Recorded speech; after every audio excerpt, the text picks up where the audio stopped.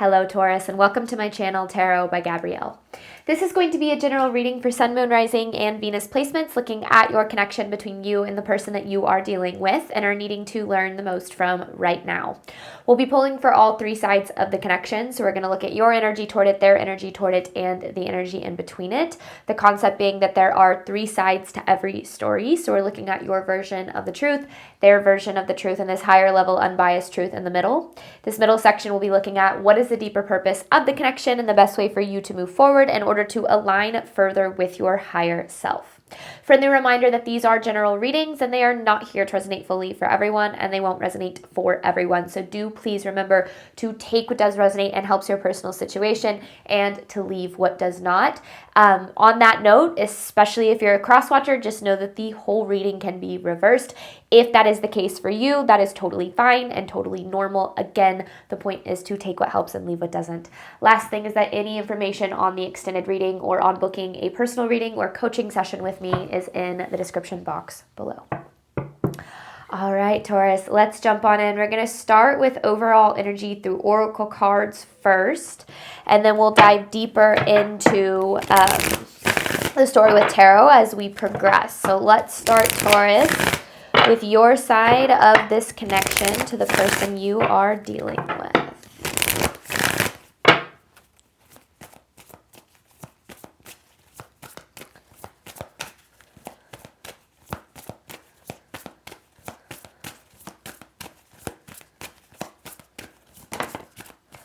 Wild card with follow your heart. Okay. Things in this connection feel very up in the air. I feel like with this wild card, it's like anything could happen at this point. And I feel like you're trying to do the best that you can to really follow your heart, to, follow what you feel is best for you. Maybe what is best for this person or just best for the connection overall. But I feel like that's been a little bit difficult because I feel like you're a little bit confused on like maybe what is the right choice for you, especially if, this wild card energy, if like one day, signs point in one direction of like, oh, things are going to work out or this person is changing or things are getting better. But then the next they point in a completely different direction, which might be nothing is changing. Everything's exactly the same, and that frustration starts to come out. So it makes a lot of sense. I feel like why there's kind of this back and forth, because I feel like you're actually back and forth here, which is interesting because I don't feel like you want to be. Like, I feel like you want to be like, this is going to work, like you want to make this work, but I feel like because of the way that your reaction is, or your energy is kind of responding or reacting to theirs, it feels like you're kind of like basing it on, how they're showing up and what they're doing, and it's been very inconsistent, which has made it hard for you. All right, this person's energy toward you, Taurus, which makes sense. I mean, anybody's inconsistent behavior can be hard for us, right? Like, especially if one moment they're exactly how we want them to be, and then the next there's the absence of that. This person toward you.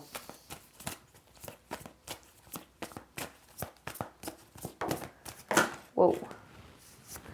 Synchronicity, surrender, with trapped. Okay, interesting. The synchronicity card is usually, to me, a card of like divine guidance or divine protection in some sort of way. It kind of feels like this person has kind of a history of being a little bit stubborn in their like decisions. And I feel like what you're asking of them is for them to change in some sort of way. And I feel like, because the bottom of this is growth. Now, I'm not feeling like you're asking them to like change who they are or, anything that is like not healthy. But I do feel like you're asking them to maybe step up or to commit or to be a little bit more vulnerable or communicative or whatever the case is. And there does feel like there's this desire on their side to make things work, but it feels like that stubbornness starts to come out and get in the way, or like maybe a little bit of pride where it's like, oh, well, I don't want to change, or, kind of starting to dig their heels in, even if the things that you're asking for might actually be what's best for them. So I feel like you're kind of wanting them to make changes that are both like good for them and for you. It doesn't feel like it's coming from this completely selfish, do these things for me or else. It feels like it's something that would benefit both of you, whether it's like adopting healthier habits or going to therapy or, working on themselves or whatever the case is. Which are all absolutely realistic things to expect of a partner, of like somebody that you want in your life. All relationships are going to push us into a willingness, are going to push us to grow, and our willingness to allow that really is going to determine the health of that connection. On both sides. If you have one person who's willing to grow, but another person who's not, or one person who's willing to like adapt or, sacrifice or make changes or whatever the case is, but that's one-sided, then that's where things start to become unhealthy, because they do become one-sided. It's like you're expected to do all the work to carry that emotional labor, and that just isn't something, first of all, that's fair, but second of all, that's all that sustainable, because eventually you're going to get really weighed down by that. But let's keep going. Truth of this connection between Taurus and this person.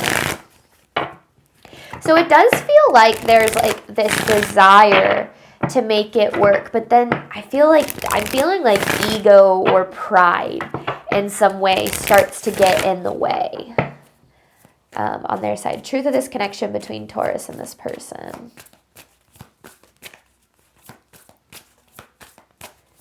Because that's what I'm kind of getting with this trapped. It's like they want to surrender, right, to these changes, but yet they're trapped in how things are. It's interesting. And it's a war within them, really, is what it feels like. Okay, sorry, I got a little drawn to that imagery. Let's see.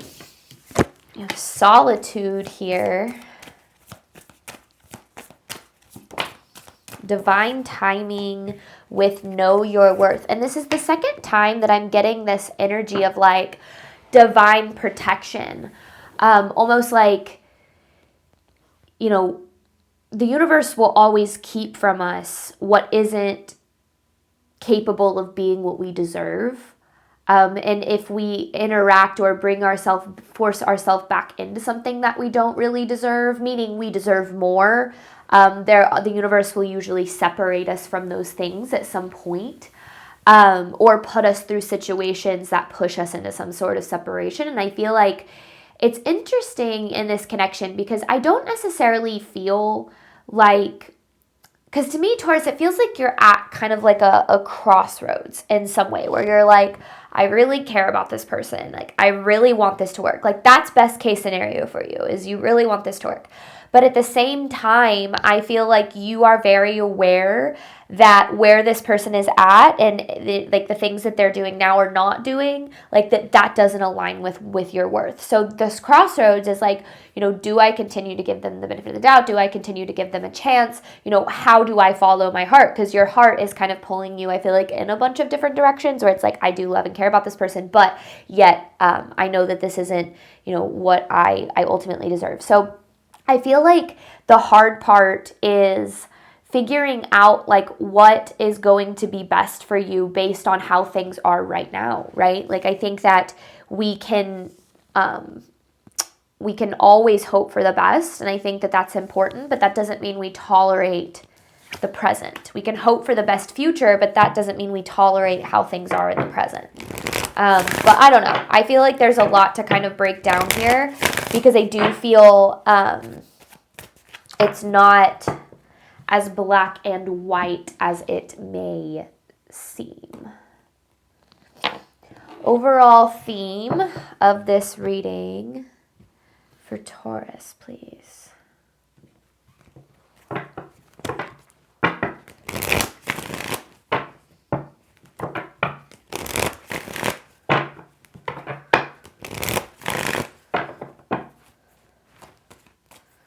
Overall theme. What does Taurus need to know about this connection? Okay. Okay, hang on. It still hurts. Destined soul ties. Karmic. You don't love me. Ooh, okay. Yeah. Things are way more, and then some people never change.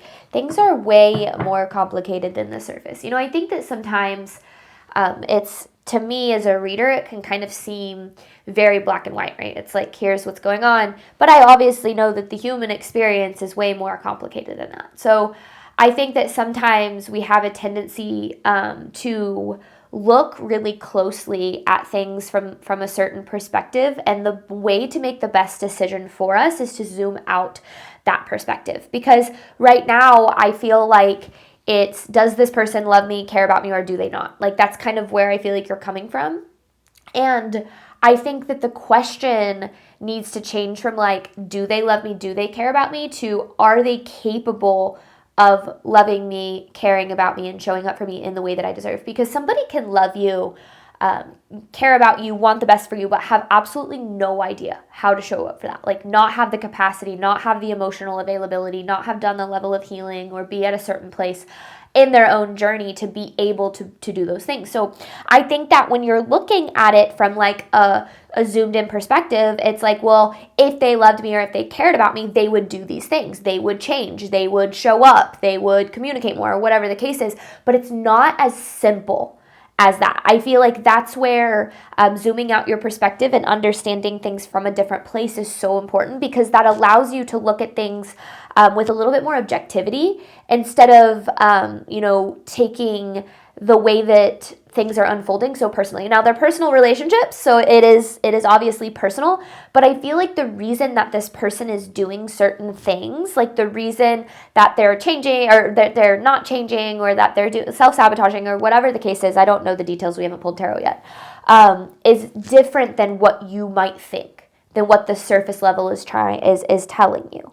Now, with and I kind of get that from like the you don't love me and the it still hurts. Like, you're looking at it from that perspective. Now, the destined soul ties with karmic gives me this energy of you feeling very torn because of how tied you feel to this person, or like how much potential, I guess, you really do see here. And I feel like it's put you through a lot, but that potential keeps you hanging on, because you do see if this person makes certain changes, or if things improve, or whatever the case is, how good things can be. And that can make it really hard. Because again, I started this reading out with saying that it feels like you're very torn, because things feel very up in the air. Because again, I know I've repeated this, but I feel like this is really the core message. You're sitting at this place where you're like, how things are not okay is not okay. But essentially the getting to the point where things are good is kind of up to this person, right? So there's a lot going on here, and definitely a lot to break down. But I feel like the perspective is needing to shift a little bit, because it's not as simple as like, does this person love you? Because I do feel like they do. And I said it, it's like they have this desire to do better, to be better for you, for the connection, but then that stubbornness or that ego or that pride really starts to get in the way. And that's something that, they have to essentially figure out for themselves. Like, there's nothing that you can do to really fix that. But let's see what else we've got here. Let's start, Taurus, with your side of this connection to the person you are dealing with.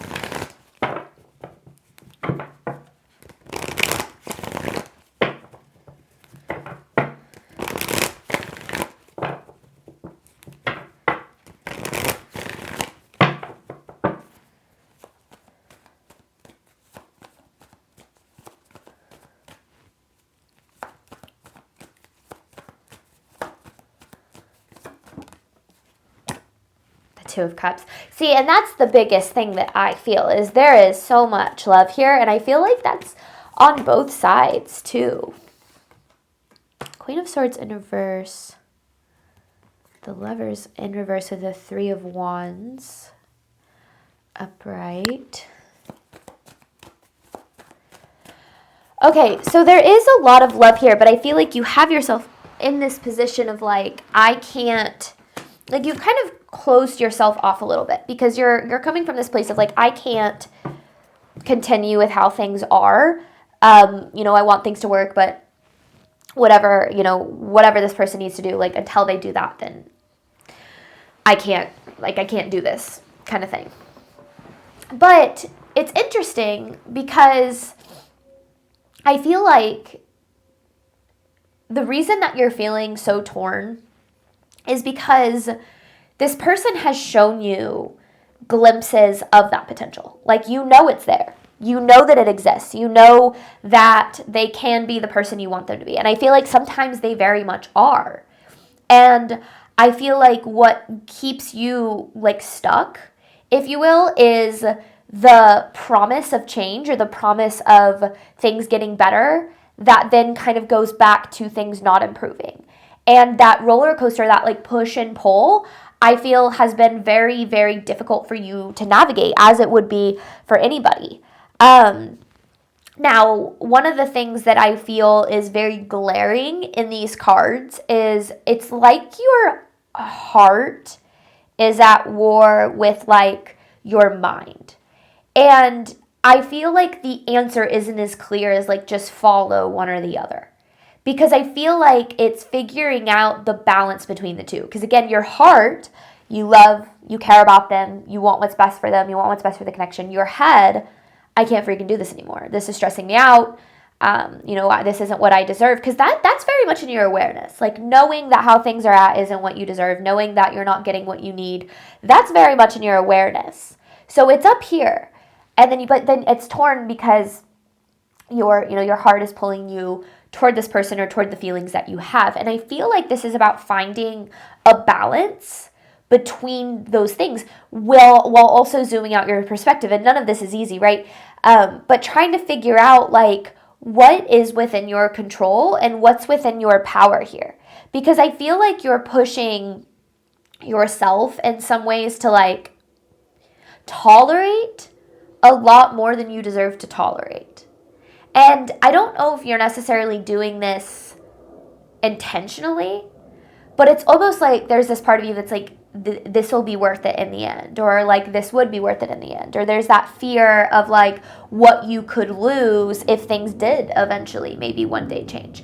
But it yet is keeping you stuck in being very unhappy with how things are, like with where things are at in this connection. So I get that back and forth that you're feeling. And I feel like this is all a response to this person's behavior. I feel like sometimes they show that promise and other times they don't.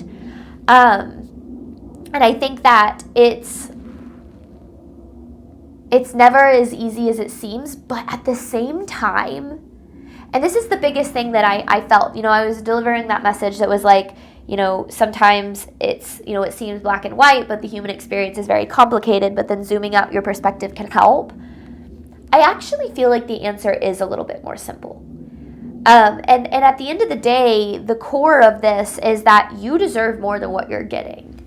And figuring out what you can do to show up for what you deserve now instead of holding on to what things could eventually be in the future if this person healed, grew, evolved, changed, whatever the case is, because that's really keeping you stuck in a pretty difficult place. Because again, with this Queen of Swords in reverse, it's like you've kind of closed off your heart a little bit to this. Like you want to open your heart to it, but like you don't have that trust in this person that they're going to take care of it, take care of your heart if you were to give it to them or open up to them. And trust is like the foundation of any healthy connection. This person's energy toward Taurus. So if you don't have that, it's really hard to build on anything else. Trapped and surrender. Let's see, this person's energy toward you, Taurus. And again, I'm getting pride and ego quite a bit from this energy. But let's see if we can break that down a little bit more. Magician in reverse, lacking the tools, lacking the knowledge, and that's one of the biggest things I was kind of talking about. Somebody loving you and somebody having the capability to show up for that love, two very different things. But we'll definitely, I feel like, talk about that a lot more. But let's get more of this person's energy toward Taurus. 5 of Wands. I knew it.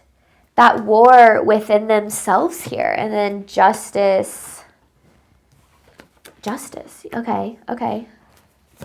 So not only are they at war with themselves, but they're also very aware of what it is that you do deserve. But what is this back and forth for?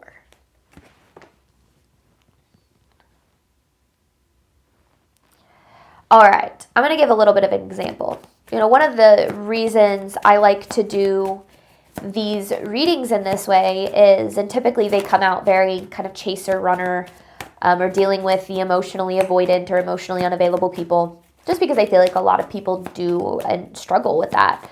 And I actually used to be someone who was very emotionally unavailable and emotionally avoidant. Before I did any healing, before a spiritual awakening, I was very unhealthy in relationships, but yet I had a deep desire to be loved and to experience love. I wanted that more than anything. But anytime I had the opportunity to receive that from somebody who would treat me well or love me well, I would push that person away or sabotage the connection. And I didn't do this knowingly, and I honestly didn't even understand that I was doing that. I had a huge victim mentality. I played the victim in pretty much every single situation.